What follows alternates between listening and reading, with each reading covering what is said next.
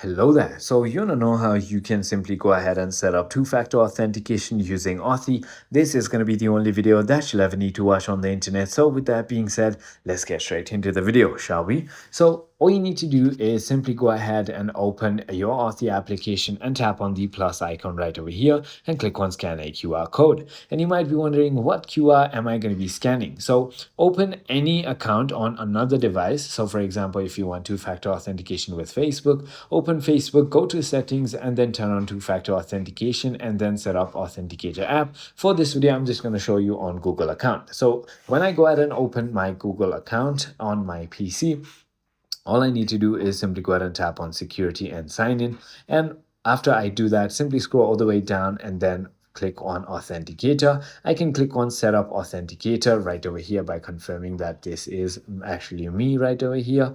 And once I've done that, all I need to do is simply go ahead and scan the QR that it provides once I click on Set up Authenticator.